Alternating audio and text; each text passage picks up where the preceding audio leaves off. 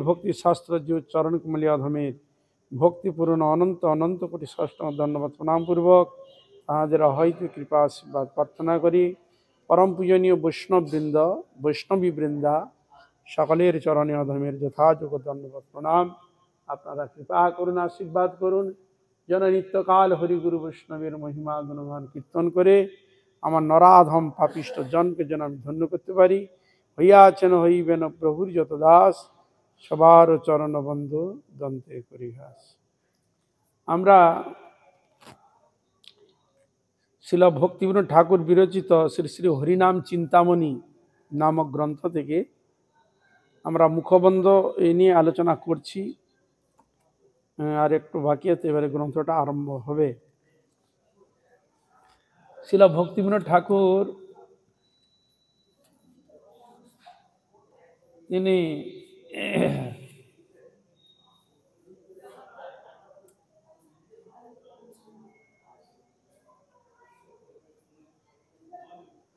তদানীন্তন সময় মহাপ্রভু যাওয়ার পর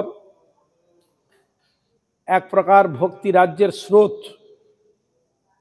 এক প্রকার স্তম্ভ হয়ে গেছিল।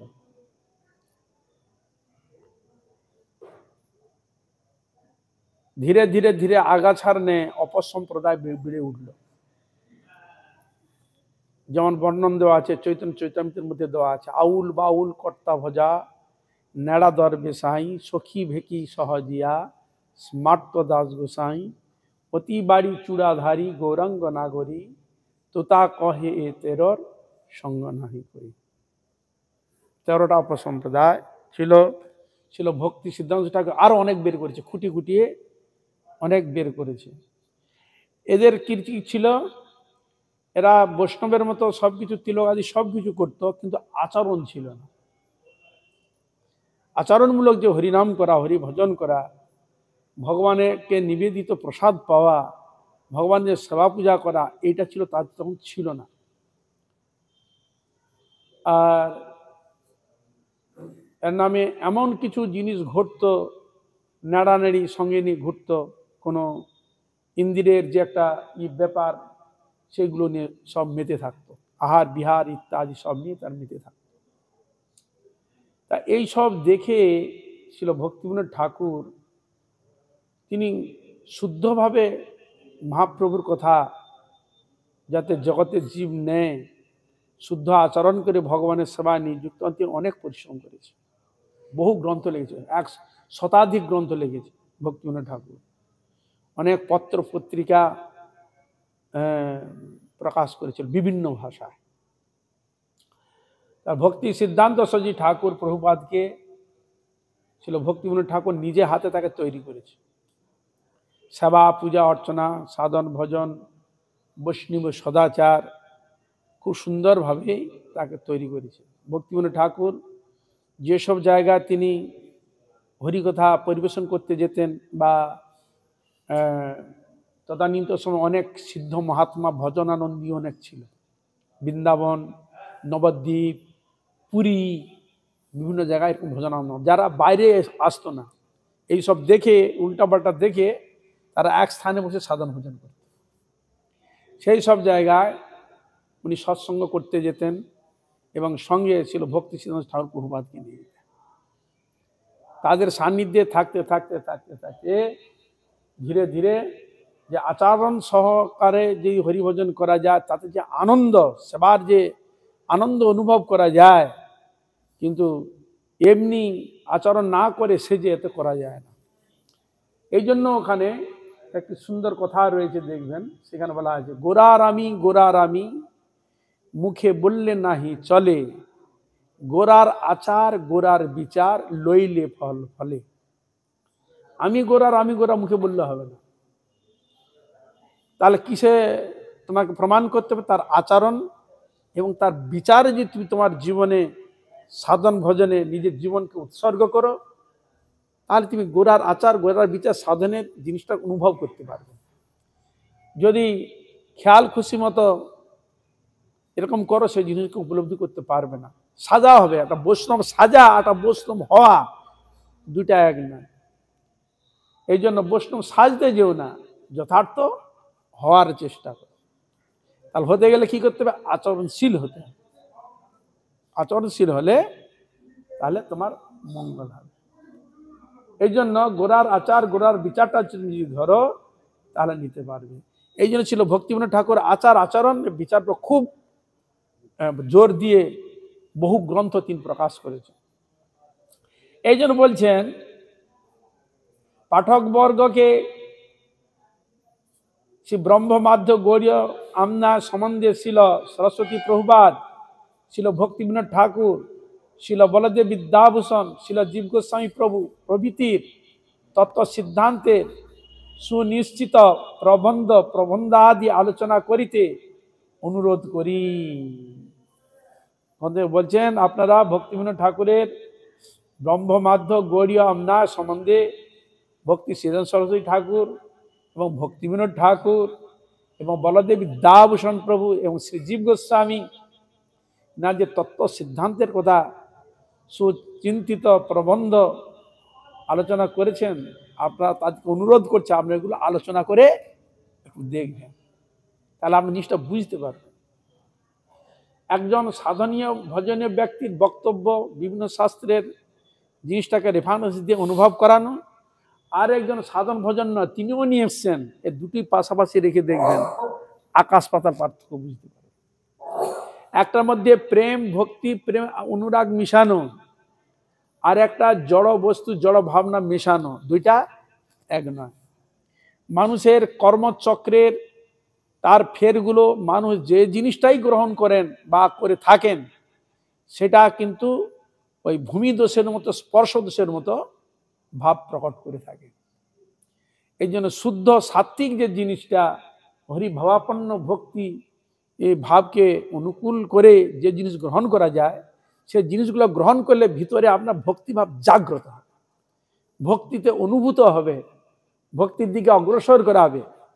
যেটার মধ্যে ভক্তির কোনো লেশ নাই, মান পূজা প্রতিষ্ঠার লেশ রয়েছে, সেখানে ওই জিনিস গ্রহণ করলে আমার মধ্যে ভক্তিটা জাগ্রত না হয়ে ওই জাগতিক জড় কামনা বাসনা দিয়ে মনে টেনে নিয়ে যাবে।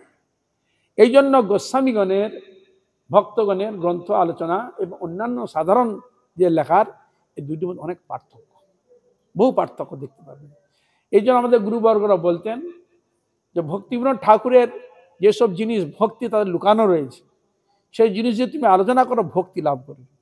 এই জন্য কীর্তন বলছে ভক্তিবিনোদ ঠাকুরের কথা কীর্তন করো তোমার ভক্তি হবে, নরোত্তম দাস ঠাকুরের কথা কীর্তন করো আলোচনা করো ভক্তি হবে, মহাপ্রভুর কথা আলোচনা করো তোমার ভক্তি হবে, গোস্বামীগণের কথা হৃদয়ঙ্গম করো তোমার ভিতরে ভক্তি আসবে। যেটা করলে ভক্তি আসবে না সেটা করে কোনো লাভ নেই। তাহলে কলিযুগে মানুষ আপনি কি দিবেন? জাগতিক যোগ্যতাতে কোনো কাজ করে না।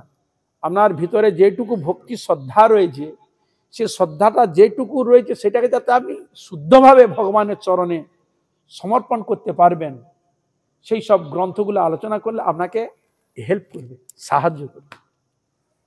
একটা ছোট শিশু চলতে পারে না,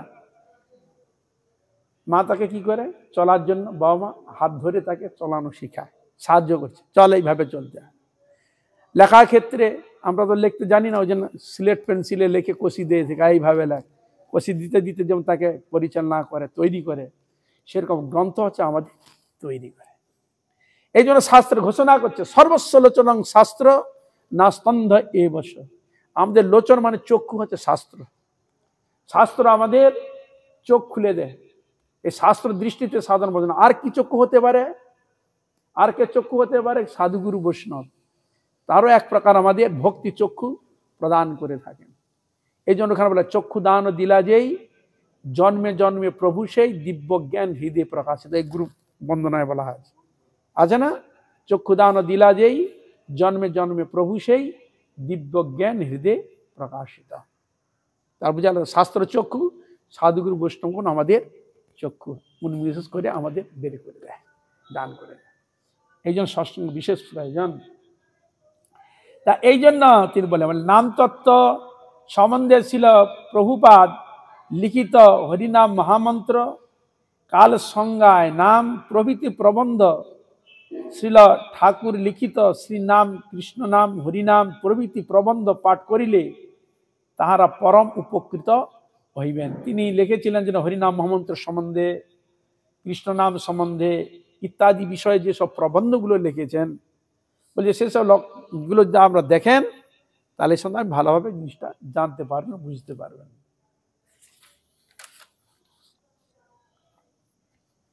এটা আলোচনা করলে আপনি জিনিসটা বুঝতে পারেন সহজিয়া কারা, শুদ্ধ ভক্ত কারা, সোজা বুঝতে পারবেন। আমি যখন আপনি যদি একজন শুদ্ধ বৈষ্ণব আচার আচরণিত হন, আমি একটা সমাজে বসুন, সেখানে গিয়ে পার্থক্যটা দেখতে পাবেন, বহু পার্থক্য দেখতে পাবেন।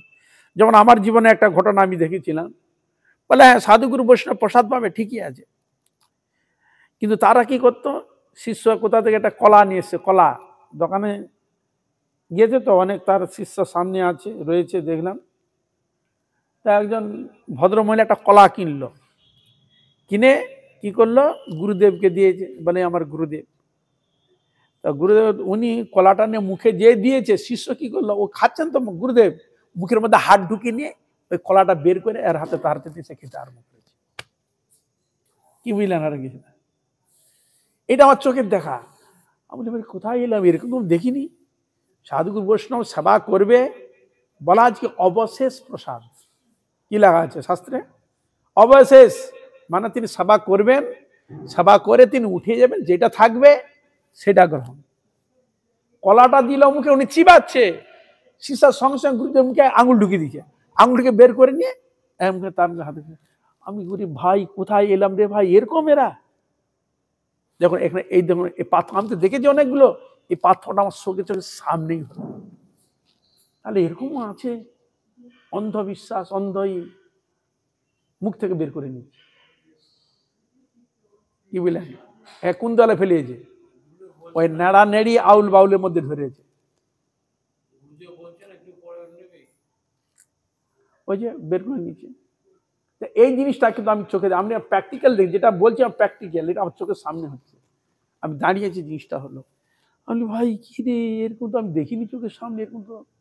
বলে আমি তখন বললাম আপনার আরে খেতে দেবো না, না আমাদের এরকম গুরুদেবের প্রসাদ, এরকম আমরা নিই। এরকম অনেক রকম সম্প্রদায় আছে, দেখি এরকম কত রকম দেখতে পাবেন, কল্পনা করা যাবে না। বহু রকম সম্প্রদায়, সখী ভেকি যে বলা আছে না, এমনি বলা নাই, এটা কিন্তু প্র্যাকটিক্যাল আছে বলেই তো কথাটা বলেছে। ওইরকম করে ধর কালাচাঁদি সম্প্রদায় বিভিন্ন রকম রয়েছে না, এগুলো রয়েছে, বিভিন্ন রকম সম্প্রদায় আদি রয়েছে, প্রত্যেকের নিয়ম নীতি আদর্শ সম্পূর্ণ আলাদা, সবকিছু আলাদা, নেচার নিচে আদি সবকিছু রয়েছে। তা এই জন্য শুদ্ধভাবে জিনিসটা এই জন্য আমরা খুঁজে পাই না, বলে এই তো ঠিক করছে, এই তো শাস্ত্র ঠিক করছে, ও তো দেখছি ঠিক করছে, ও তো দেখছি ঠিক করেছে, ওর করছে ঠিক, ওটা তাহলে ঠিকটা কোনটা আমাদের মধ্যে মাথায় ঢুকে যাচ্ছে, মাথার মধ্যে ভ্রম এসে যাচ্ছে, তাহলে ঠিকটা কোনটা, কোনটাই ঠিক কোনটা বেঠিক। তাহলে শাস্ত্র অনুশাসন নিতে হবে। শাস্ত্র তাহলে কি বলা আছে, অবশেষ পদ, ভক্তপদ ধুলিয়ার, ভক্তপদ জল, ভক্তভুক্ত শেষ, এই তিন সাধনের বল, এই তিন সেবা হইতে কৃষ্ণ প্রেম হয়, পুনঃ পুনঃ সর্বশাস্ত্রে ফুকারিয়া কয়। মানে অত্যন্ত তারস্বরে বলছেন, ভক্তপদ ধুলি, ভক্তপদ জল, আর ভক্তভুক্ত শেষ, অবশেষ প্রসাদ। তার আমরা যুক্তি পাচ্ছি, কিন্তু উনার কোথা থেকে বের করেছে আমার তো জানা নাই ভাই। হ্যাঁ, তা এই জন্য মানে কল্পনা করতে পারবে না মানুষ কোথায় যে কিভাবে যে যেরকম পাচ্ছে, মানে অনেক আমি দেখতে পাচ্ছি বেরিয়ে গিয়ে সে তার মতো আলাদা করে একটা মতবাদ তৈরি করে সে তা প্রচার করছে এইভাবে। তখন বলছেন তাহলে এটা বেরোলো কোথা থেকে, বেরোলো কোথা থেকে? তখন বলছে আমরা যে বলি এক প্রকার ঝাড়া বলে, ঝাড়া বলি না, ওটা কোথা থেকে হয়, সুই হয় একটা, দেখবেন ধান গাছ, ধান লাগাটা ওরকম রং রং মতো ছুচালো ছুচালো ছুচালো হয়, দেখবে বিভিন্ন কালার হয়, ওটাগুলোকে আমরা ঝাড়া বলি। আপনারা কি বলেন, সুই বলেন নাকি? সুই বলেন, হ্যাঁ, সূচের মতো দেখতে, বিভিন্ন কালার হয়। হ্যাঁ, ধানের মতো দেখতে, গাছটা পুরো ধানের মতো হয়, কিন্তু বলছে ওর জন্মটা কোথা থেকে? বলছে ওই ধান থেকে ওর জন্মটা এসেছে, ওইরকম এক প্রকার আগাছা হয়েছে। সেরকম এই শুদ্ধ ভক্ত যারা ছিল সেখান থেকে ধীরে ধীরে ধীরে ধীরে বেরিয়ে বেরিয়ে এরকম অপসম্প্রদায়গুলো তৈরি হয়ে, শুদ্ধ থেকে ধারাটা বেরিয়ে এরকম হয়ে। বুঝছেন? হরে কৃষ্ণ, এইভাবে বেরিয়েছে। এই জন্য শিল ভক্তিবিনোদ ঠাকুর এই যে গুরু পরম্পরাটা ব্যাপারটা, এটা নিয়ে যেমন তিনি আলোচনা করেছেন, বলছে আমরা গুরু পরম্পরা কাকে বলবো না, গুরু তিনি তার আশ্রিত জনকে বা শিষ্যকে আশ্রিত করেছেন বা তার ছেলেকে আশ্রিত করেছেন। তিনি দেখালো বাবার মতো আচরণশীল না, কিন্তু তিনি আচরণগিরি করছে। তাহলে উনার যে ভাবটা ছিল, এর ভাবের মধ্যে ভক্তির বৃত্তের স্রোতটা হালকা হয়ে গেল। হালকা হলো কি না? একজন শুদ্ধভাবে আচরণ করলেন, আর এটা তার থেকে আচরণশীল নহে, তাহলে সেটা প্রভাব থাকবে কি? থাকছে না তো। যদি থাকতো, সেটা অদ্বৈত আচার্যর পুত্র নাম কি? অচ্যুতানন্দ। নাম শুনেছেন? এই অচ্যুতানন্দকে ছিল অদ্বৈত আচার্য তাকে নিজের এর মধ্যে তাকে স্বীকার করেছে, আর যেগুলো ওনার পিতার জিনিস তাকে গ্রহণ করেননি তাকে উনি স্বীকার করেননি। বুঝা গেল? হরে কৃষ্ণ। এটাও রয়েছে। ছিল ভক্তি সিদ্ধান্ত সই ঠাকুর প্রভুপাদ যে জিনিসটা আসেনি, ভক্তিবিনোদ ঠাকুরের সম্পূর্ণ জিনিসটা ধরেছিলেন। তার অনেক যারা ধরেছে এইভাবে ধরেছে। এই জন্য শিষ্য পরে দেখা গেল যে শিষ্য ঠিক সেরকম জিনিস গ্রহণ করলো না, ধীরে ধীরে ধীরে ধীরে ভাটা পড়ে গেল। তাহলে প্রথমে যিনি ছিলেন খুব উচ্চ স্টেজে, কিন্তু সেটা নয়, তাহলে হালকা হয়ে গেল, স্রোতটা কমে গেল। তখন ভক্তি সিদ্ধান্ত সই ঠাকুর প্রভুপাদ ইনারও সেই থিওরিটা দেখালেন। ছিল বলদেব বিদ্যাভূষণ প্রভুপাদ, দেখবেন থিওরিগুলো দেওয়া আছে সেখানে। তা তিনি কি করলেন এখানে? বলছে না, আমাদের পরম্পরা দুটি ঠিক করলেন, এক গুরু পরম্পরা আর একটা হচ্ছে ভাগবত পরম্পরা। ভাগবত গণের মধ্যে সেখানে যে জিনিসটা স্রোত একইভাবে থাকে, ও কোনোদিন হয় না, এধার ওধার হয় না। এই জন্য আমাদের দেখুন এখানে আছে না, দেখুন জগন্নাথ দাস বাজি মহারাজ, ভক্তিবিনোদ ঠাকুর, গৌরকিশোর দাস বাজি মহারাজ, এটা কোন এর মধ্যে পড়েছে? ভাগবত পরম্পরা। হ্যাঁ, ভাগবত পরম্পরার মধ্যে পড়েছে। ছিল ভক্তিবিনোদ ঠাকুর, তার গুরুদেব নাম ছিল বিপিন বিহারী গোস্বামী, নিত্যানন্দ পরিবারের মধ্যে ছিলেন তিনি, তার মধ্যে নেই। আমাদের গৌরকিশোর দাস আছে বাবাজি মহারাজ, তারই আশ্রিত ভক্তি সিদ্ধান্ত সই ঠাকুর প্রভুপাদ, তার থেকে আমার পরম গুরু মাঝ কেশব গোস্বামী মহারাজ, বামন গোস্বামী, পাঠক গোস্বামী, আমরা এসেছি। এটা গুরু পরম্পরা থেকে সেরে এলো। কিন্তু এবার গুরু পরম্পরা থেকে এলেও যদি সাধন ভজন স্রোত যদি ঠিক মতো না থাকে, ওটা কি হবে? ওটা ওই সুই গাছের মতো আবার জন্ম হয়ে বিভ্রান্ত হয়ে যায়। এই জন্য স্রোতটা একইভাবে থাকে না। বুঝা গেল? হরে কৃষ্ণ। এই জন্য স্রোতটা একইভাবে থাকে না। এখন যে জিনিসটা হয়েছে, দেখা যায় মানুষ তার স্বেচ্ছাচারীর মতো অবলম্বন করে, ক্ষমতা আছে এটা কিছু করে নিয়ে সে ওখানে পদে বসে গিয়ে সে তার কাজ পদে বসে গিয়ে করতে আরম্ভ করেছে, এরকম দেখা যায়। জিনিসটাকে ধরা খুব সমস্যা। এইভাবে জিনিসগুলো ধীরে ধীরে ধীরে ধীরে মানে অপসম্পদাগুলো এসে হাজির হয়ে যায় ধীরে ধীরে। এই জন্য ছিল এই জন্য মহাপ্রভুর এই ধারাকে সুন্দরভাবে এই জিনিসগুলোকে ধরেছিলেন, আমরা জানতে পারি।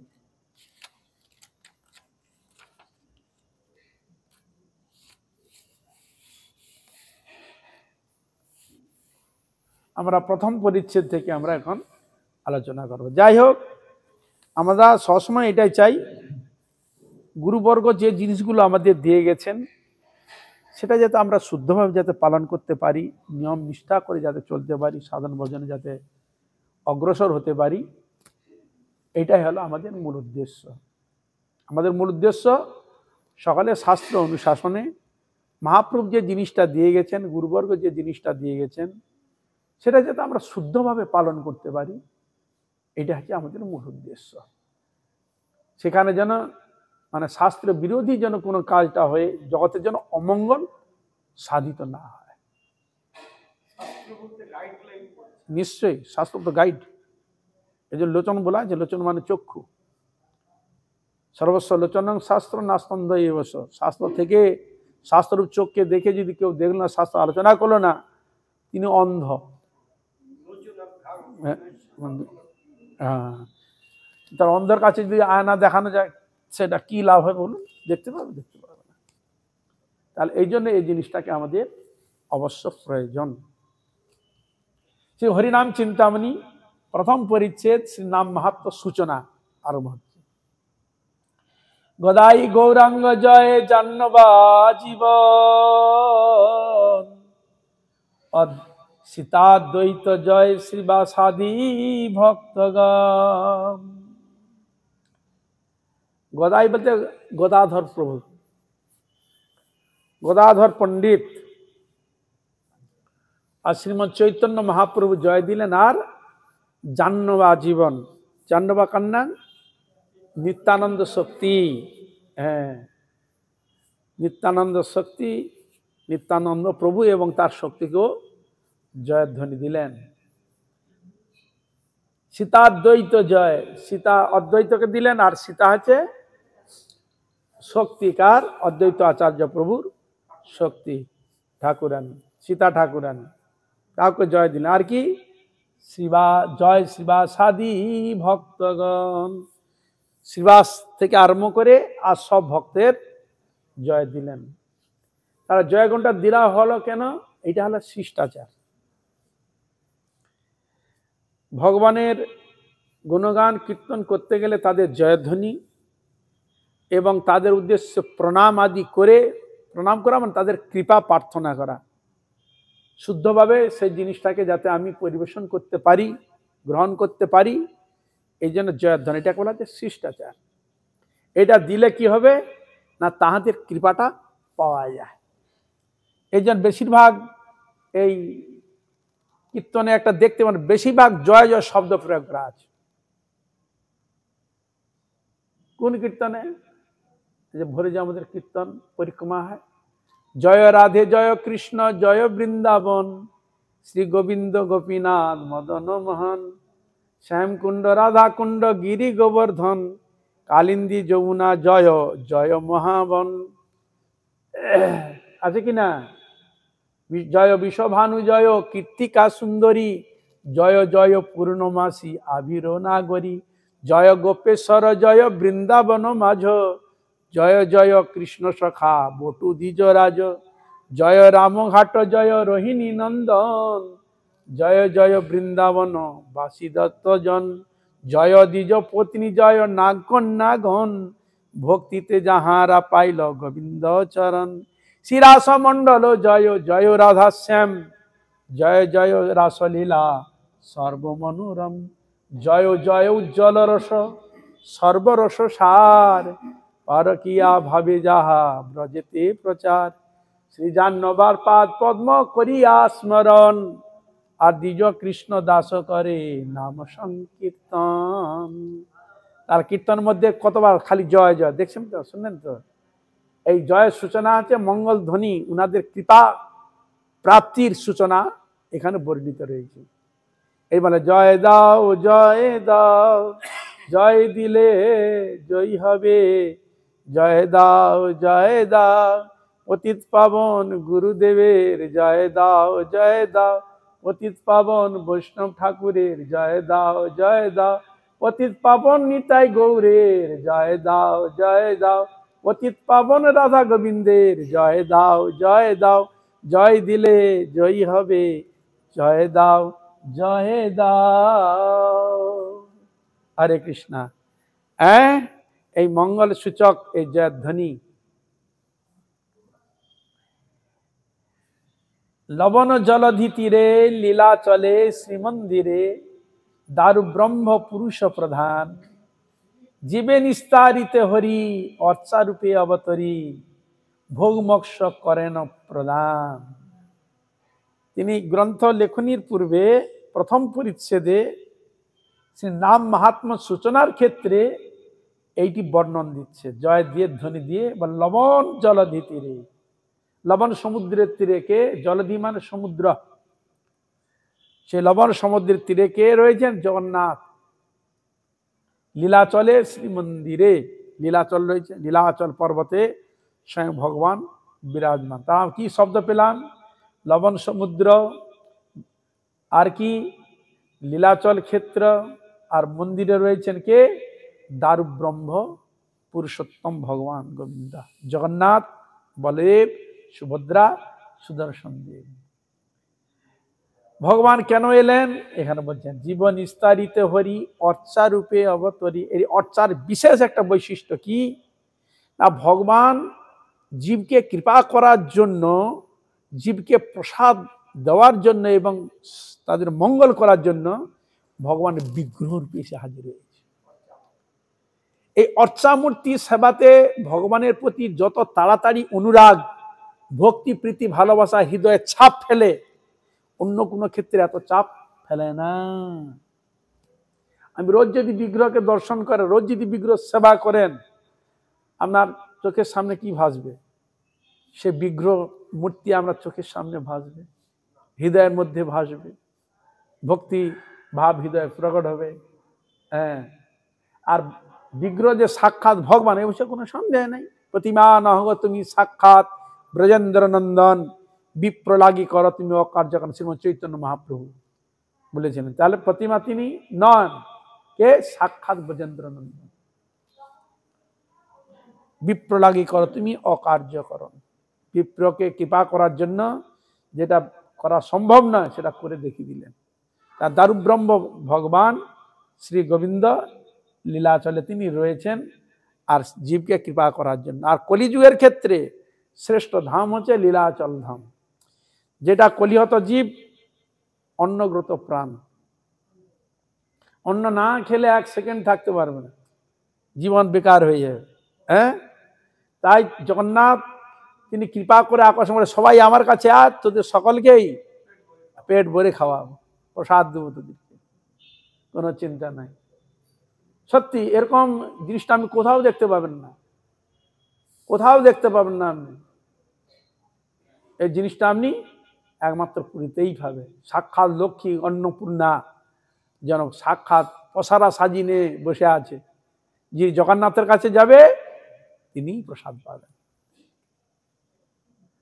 আর যিনি জগন্নাথের চরণ ধরে রয়েছেন, তিনি স্বর্গে থাক, মর্তে থাক, নরকে থাক, যেখানে থাক, সেখানেই ভগবানের সেবায় নিজেকে নিয়োজিত করে তিনিও প্রসাদ পাচ্ছেন ভগবানকে ভোগ দিয়ে। ভক্ত যেখানেই যাবে ভগবানকে নিবেদন করেই তিনি প্রসাদ গ্রহণ করবেন। জগন্নাথ সাক্ষাৎ দারু ব্রহ্মরূপে তিনি বিরাজমান। জীবে নিস্তারিতে হরি অর্চা রূপে অবতরী। অর্চা মানে অর্চন, মানে পূজা, পূজা করবার জন্য ভগবান বিগ্রহ রূপে এসেছে, এই জন্য অর্চন পূজা করা হয়। তাহলে কি হয়? ভোগ মোক্ষ করেন প্রদান, ভোগ এবং মোক্ষ প্রদান করেন, কৃষ্ণ প্রেম প্রদান করেন। নির্ভর করছে কিসের উপর? আমার চাওয়া পাওয়ার উপর, আমার ভক্তি শ্রদ্ধার উপর। ভগবান হয়তো অনেক কিছু জিনিস রেখেছে, একটা প্রেমের প্রসারা নিয়েছে, একটা লৌকিক জাগতিক ভোগ মুখ্যের প্রসার রেখেছে। ধর্ম, অর্থ, কাম, মোক্ষ। ধর্ম একটা প্রসারা রেখেছে, অর্থ একটা প্রসারা রেখেছে, কাম একটা প্রসারা রেখে, মোক্ষ একটা প্রসারা রেখেছে। আর একটা রেখেছে কৃষ্ণ প্রেম প্রসারা, পঞ্চম পুরুষার্থ কৃষ্ণ প্রেমের প্রসারা রেখেছে। পাঁচটা জিনিস পাশে প্রসারা রেখেছে। আমি গিয়ে এরকম উকি মারি দেখলাম, ওর সব লেখা আছে। উকি মারি দেখে এটা কি আছে? ভোগ, এটা কি মোক্ষ, এটা ধন, কাম ইত্যাদি। এটা রয়েছে কৃষ্ণ প্রেম, পঞ্চম পুরুষার্থ কৃষ্ণ প্রেম। আমি উকি মেরে দেখলেন, আমি কোনটা নিবেন? নিবেন কোনটা? তা আপনি যদি কৃষ্ণ প্রেমটাকে যদি না নিয়ে আপনি তো মুখ্যতে নিতে পারতেন, কামও নিতে পারতেন। তাহলে আপনি বিচার করেছেন ওটা হাত দিবেন ওখানে, কিন্তু যিনি বিচার করেননি, জানেননি, সে কি করবে? আগে তো ওখানে গিয়ে প্রেমের কাছে না হাত দিয়ে তো ওইখানেই টপা মারবে। তাহলে ভগবান আমাদের শাস্ত্রের মধ্যে এই চারটা জিনিস দেখতে পাচ্ছি, ধর্ম, অর্থ, কাম, মোক্ষ, পঞ্চম পুরুষার্থ কৃষ্ণ প্রেম। এই পাঁচটা জিনিস একবার পুরো বিচার করে ঠুকে রেখে দিয়েছে। তা জগন্নাথ যদি এরকম পসরা নিয়ে বসে থাকে লক্ষ্মীর মাধ্যমে, তুমি কোনটা নিবে? তুমি যদি সেরকম সৎসঙ্গ করো, সেরকম শাস্ত্র অনুশাসন যদি তুমি মানো, যদি তোমার বিচার বিবেচনা যদি থাকে, তাহলে তুমি কোনটা নিবে? এই বিচার না আমি ধর্ম নেবো না, অর্থ নেবো, কাম নেবো, মোক্ষও নেবো না, আমি কি নেবো? কৃষ্ণ প্রেম, আমি এটাই নেব। এই জন্য মহাপ্রভু বলার তাৎপর্য, ন ধনং না জনং না সুন্দরী কবিতাং বা জগদীশ কাময়ে মম জন্মনি জন্মেশ্বর ভবতার ভক্তি অয় হইতু কি তৈ। কি ভক্তি? এই প্রেম ভক্তি। এই ভক্তিটাই চাচ্ছে, যার মধ্যে কোনো হেতু থাকবে না, মানে আমার সুখের কোনো হেতু থাকবে না, আমার মার পূজার কোনো হেতু থাকবে না। আর যদিও থাকে ঠাকুর, তুমি ওইটাকে মুছে দিয়ে তোমার সেবায় নিযুক্ত করে দাও। অশুদ্ধ যদি হয়, তুমি তোমার সেবা উপকরণ মতো তৈরি করে তোমার সেবায় নিযুক্ত করে দাও। থাকতে এমন পদ্ধতি, তো অনেক দোষ ত্রুটি থাকবে। তা এই জন্য সাধারণ ভজন যারা করবে, অবশ্য তাকে এই ধর্ম অর্থ কাম মোক্ষ পঞ্চপুরুষ কৃষ্ণ প্রেম সম্বন্ধে তাকে টনটনা জ্ঞান হতে হবে। বুঝা গেল? হরে কৃষ্ণ। সকলের ক্ষেত্রে বৈষ্ণব থিওরিতে সকলের ক্ষেত্রে আমার একটা ছোট শিশু যদি থাকে, তাকে বলবো কৃষ্ণ প্রেম চা। কি বলো? হরে কৃষ্ণ। আমি বলবো তো ধর্ম অর্থ কাম মোক্ষ এইটুকু লাভ, ওটাও বলবে না। তাহলে কৃষ্ণ প্রেম পুরুষার্থ পঞ্চম পুরুষার্থ কৃষ্ণ প্রেম পেলে তার কি ধর্ম তো কাম মোক্ষ বাদ গেল? ও সব তো অনুশাসনে চলে গেল। হরে কৃষ্ণ। ভগবানের চরণে সর্বসিদ্ধি, সর্বসিদ্ধি করতলে তার। কি বুঝলেন? হরে কৃষ্ণ। বেদ বিদ্যা দুই কিছুই না জানত, সে যদি আমার গৌরাঙ্গ করে সার, নয়ন আনন্দ ভনে সেই তো সকলই জানে, সর্বসিদ্ধি করতলে তার। কার করতলে?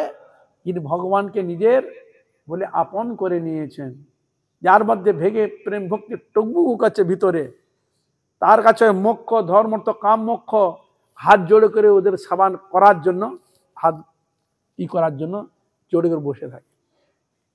বুঝা গেল? যেন ভগবানের মধ্যে সব অবতার সব জিনিস যেমন লুকায়িত থাকে, সেরকম ভগবান শ্রীকৃষ্ণ কাছে সব জিনিস সেখানে লুকায়। প্রেম যখন প্রেম ভক্তি যেখানে থেকে গেছে, সেখানে কোনো আর বাকি থাকলো না, সবটাই অসমুটি এসে যায়। তাহলে আমি যখন জানতে বলে না, বলে কানটা টান মাথারা এসে যাবে। ভক্তিকে যদি একবার ভিতর ধরে বলতে পারো, তাহলে তোমার আর কোনো জিনিস দেখার দরকার নাই, সব জিনিসটা অনায়াসে তোমার ভিতরে এসে হাজির হয়ে যায়। এর বলে কান টানলে মাথা অনায়াসে চলে আসে, সব চলে আসবে। তার ভক্তিকে যদি তুমি ধরতে পারো, ভক্তিকে যদি ধরতে পারো, নিতে পারো, তাহলে ওই জ্ঞান বৈরাগ্য থেকে আরম্ভ করে যত জিনিস আছে, সব জিনিস তোমার করতলগত হয়ে গেল। এই জন্য সেখানে শাস্ত্র বলছে কৃষ্ণ ভক্তি আছে যার, সর্বদেব বন্ধু তার। এসব মুখ্য আদি দান কারা করে? এই দেবদেবীগুলো দান করে থাকে। হরে কৃষ্ণ। এই বলছে কৃষ্ণ ভক্তি আছে যার, সর্বদেব বন্ধুতা, তার কাছে বন্ধুর মতো এসে হাজির হয়। কেন? তারাও ভগবানের গুণগান কীর্তন করে, ভগবানের আরাধনা করেন, ভগবানের সেবা করে থাকেন। তা এই জন্যই নারা সেইভাবেই এসে হাজির হয়ে যায়। তা এই জন্য এখানে বললেন জীবে নিস্তারিতে হরি, অর্চা রূপে অবতরী, ভোগ মোক্ষ করেন প্রদান। ভোগ মোক্ষ যে তোমার প্রয়োজন, হ্যাঁ ভগবান তাও দিলে। এই যে আমি বললাম আমাদের নির্ভর করে কি সব চাহিদার উপর, তুমি কি চাও। এই যে পড়াশোনা করতে গেলে সেরকম ভারতে মেরিট হয়, এবার সে তখন নিচ্ছে আমি কি বিষয় নিয়ে পড়বো, তার মাথার মধ্যে তখন ঘুরু ঘুরু ঘুরু করে। হ্যাঁ, সেরকম এখানে ওই বস্তুটা যখন লাভ হয়ে যাবে, তখন তুমি কি নিবে সেটা তোমাকে জানতে হবে।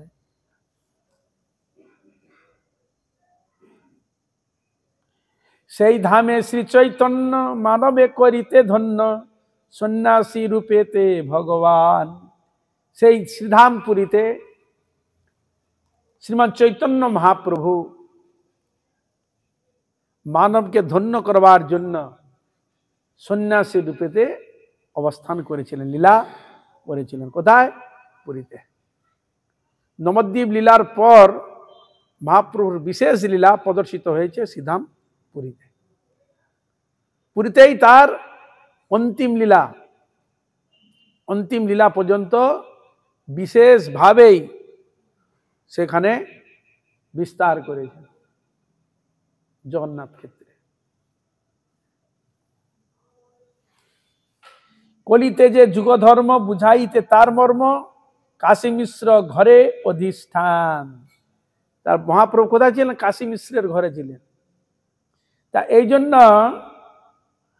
সন্ন্যাসী রূপেতে শ্রীমান চৈতন্য মহাপ্রভু তিনি কি করলেন না, কলিতে যে যুগ ধর্ম কি? হরিনাম সংকীর্তন। যুগের ধর্মটা কি? হরিনাম সংকীর্তনটা হচ্ছে যুগ ধর্ম। কলৌ তৎ হরিকীর্তনাথ। কলিতে যে হরি কীর্তন, সেটি কোন কীর্তন? কি নাম?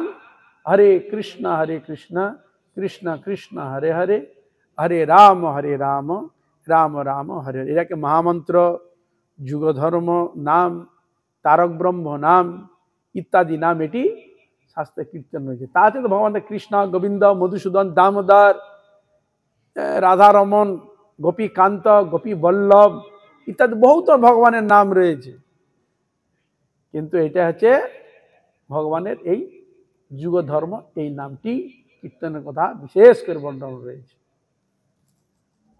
তাই এই যুগ ধর্ম যে হরিনাম কীর্তন, তার মর্মকে বুঝাবার জন্য কাশী মিশ্রের ঘরে অধিষ্ঠান করেছিলেন কে?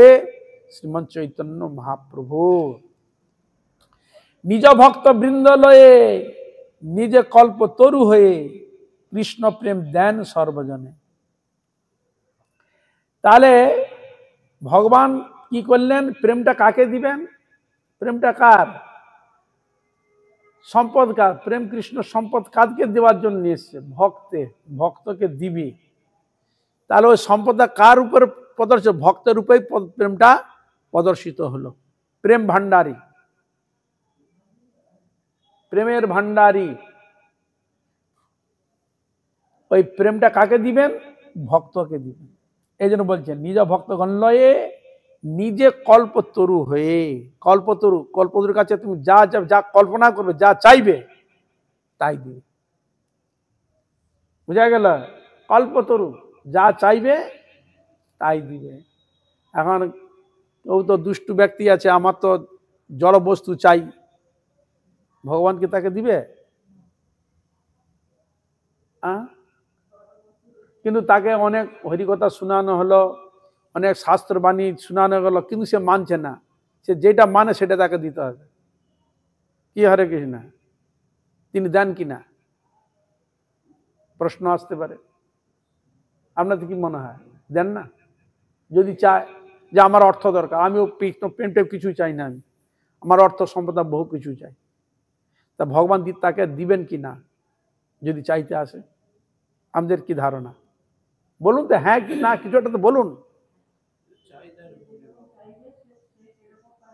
না। তাহলে ভগবান তাকে দেন কি না, আমার প্রশ্ন এইটা। ধরো আমার অর্থ ধর্ম সম্পদ দরকার,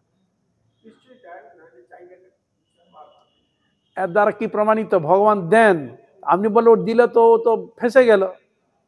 কিন্তু যাকে এরকম হরিকথা শোনানো হলো, শাস্ত্র কথা বুঝাতে গেল, ওইটা নিজ না বাবা, কিন্তু বলে না আমি ওইসব জানা, ওইটাই নেব। যদি বলে তাকে দেন কি না? বলে দিয়ে তো দেখে, দেখ চাই দিয়ে দেখ, এবার কি মজাটা দেখ।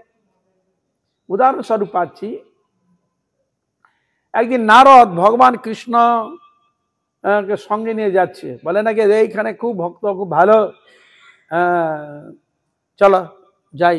তাই নারদ আর ভগবান কৃষ্ণ দুইজন ছদ্মবেশে এই ভৌম জগতে আস্তে আস্তে নারদ বলে আমার খুব ক্ষুধা পেয়ে গেছে, আমি আর ওটা সহ্য করতে পারছি না, আমাকে একটু খাওয়ার ব্যবস্থা করে দেন। চলুন, তা চল এক ভক্ত দেখলো বিশাল বাড়ি, অট্টালিকার বাড়ি। সেখানে গেটে গেলেন, বাবু কে আছে, দরজা খুলুন, খুলুন। আর খুলছেই না, বুঝলেন তো। অনেক ঠক ঠক করতে একটা লোক, একটা বাড়ির একটা একজন, অনেক সময় গেট কিপার টাপার থাকে তো, একটা মেয়ে বেড়ে, কি চাই বাবু? না বাবু বাড়ি নাই। বলে দে বাবু, অনেক সময় বলে না বাবু বাড়ি নাই, হ্যাঁ বাবু বাড়ি নাই, দেখুন ছেড়ে দেয় তো। এরকম বারবার ডাকে, কেউ আর আসে না। ও আছে কিন্তু ঘরে, কিন্তু বলে দিচ্ছে কি কেউ নেই। অনেক সময় বাড়িতে দেখবেন ছেলে আমরা এমন উচ্চ শিক্ষিত বলে দিই আমরা অনেক সময়, রয়েছে ঘরে, বলে বাড়িতে কেউ নেই, বলে দিবি যা, ছেলেকে শিখিয়ে দে। তা ওই রকম ভাবে বলি বাবু বাড়িতে কেউ নেই, যান। নারদ বলে প্রভু আপনি এমন একটা জায়গায় নিয়ে এলেন, হ্যাঁ, আর এত বিষয় সম্পদ আছে, আর গেছে কিছু দিতে চাচ্ছে না, ও নাই বলে দিল আছে, আমি এখানে কি দিবেন বলুন? তখন ভগবান বলছে ও তো অনেক কিছু আছে, আরো হোক, আরো হোক, বিশাল অট্টালিকা, হ্যাঁ আরো হোক, আরো হোক, একতাল দুতলা হচ্ছে, আরো সম্পদ হোক। আর একবার তো গিয়ে যেতে দেখলো খুব গরিব বাড়ি, খুব গরিব, একটা গরু আছে, কোন রকম ওই গরুটাকে ভালো করে লালন পালন করে দুধ দিয়ে, ওই দুধ বিক্রি যা পায় ওই দুধ দিয়ে ঠাকুরের গোপালের সেবা করে।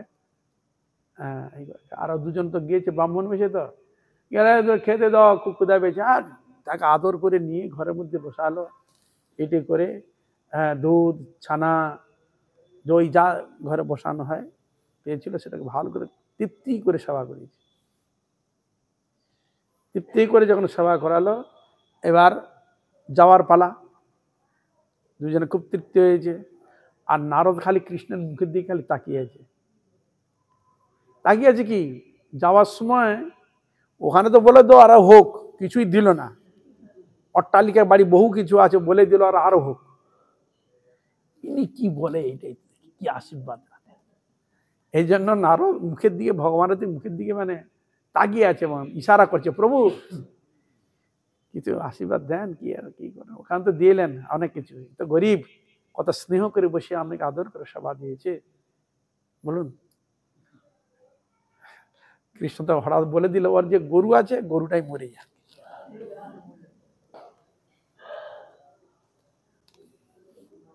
কি বললেন? হরে কৃষ্ণ।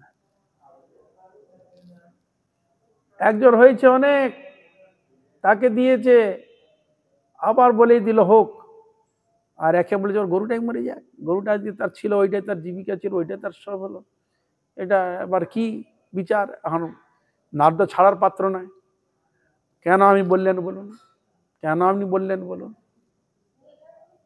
তখন কৃষ্ণ বলছে দেখ, ওর ভগবানের প্রতি, ভক্তের প্রতি যেরকম শ্রদ্ধা, ওর প্রাপ্তির যোগ সময় এসে গেছে, কিন্তু ওর গরুটার প্রতি এমন আসক্তি থাকার জন্য আমাকে সম্পূর্ণ দিতে পারেনি। ওইটা যদি মরে যায় তখন কার দিকে মন দিবে? যার প্রতি আসক্তি ছিল, আসক্তির পাত্র যদি মরে যায় আর কোথায় মনটা যাবে? ভগবানের কাছে, ঠাকুর তখন আমাকে সম্পূর্ণ দিয়ে দিবে, তুই ছাড়া কেন। এইটাই তো, এই জন্য আমরা ধরে বসে আছি না, আমার টাকা আছে, আমার বিষয় সম্পদ আছে, আমার ছেলে আছে, আমার মেয়ে আছে, ব্যাংকে আমার অনেক টাকা জমা আছে, আমার বিষয় সম্পত্তি আছে, ও আমাকে দেখবে, সে আমাকে দেখবে, এ করবে সে করবে, নানা রকম আসক্তি ছেড়ে থেকে দেখি, কিন্তু সত্যিকারা দেখবে কি? বলে হরে কৃষ্ণ। তাহলে আমার আসক্তি ওখানে ফেরিয়ে রাখছি কেন বলুন? সম্পূর্ণ ঠাকুর দিতে পেরেছি?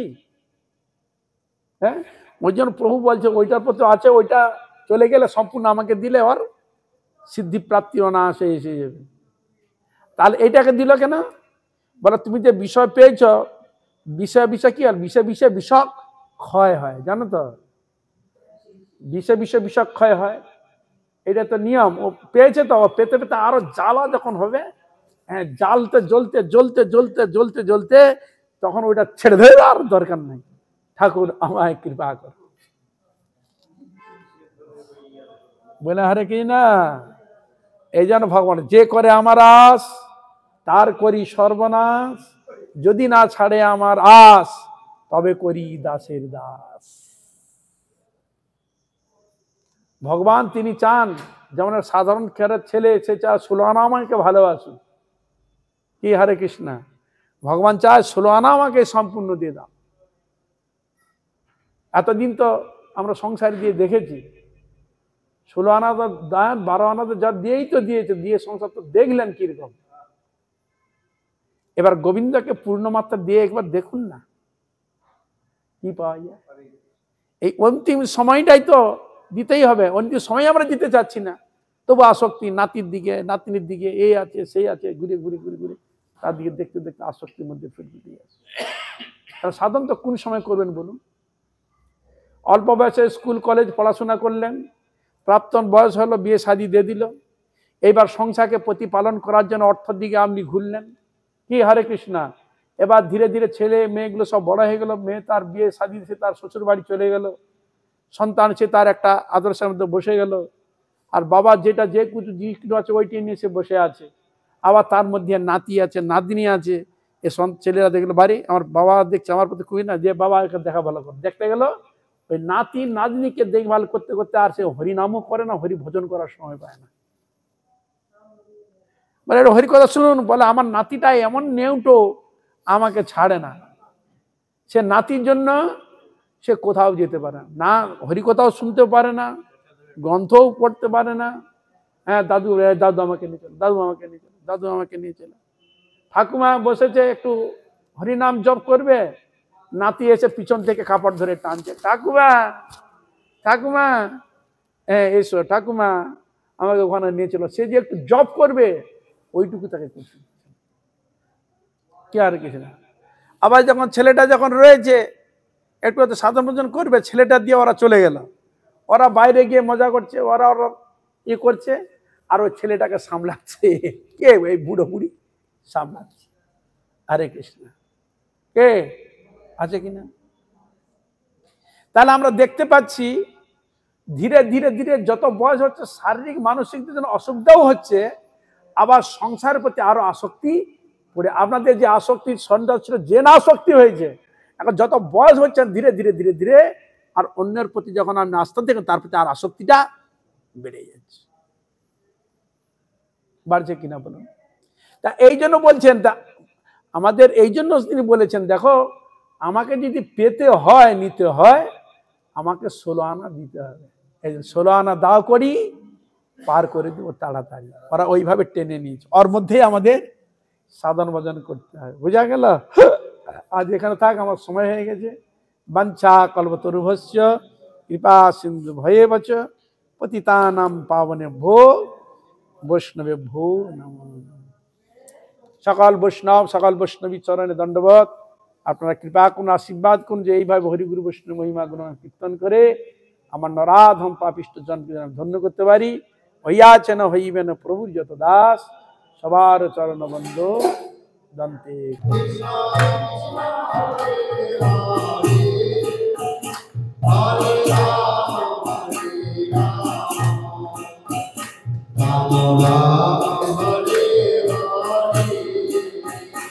হরে Krishna Krishna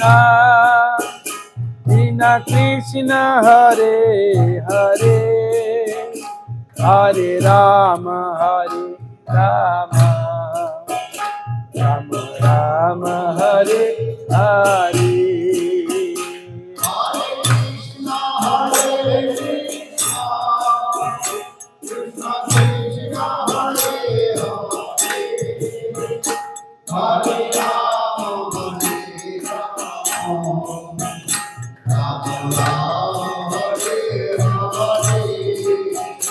Hare Krishna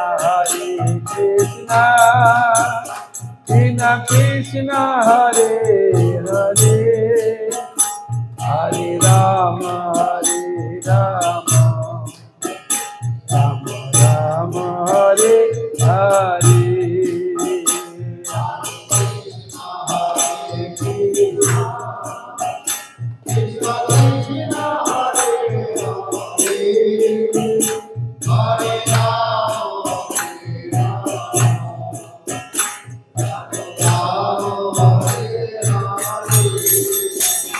Hari Bol,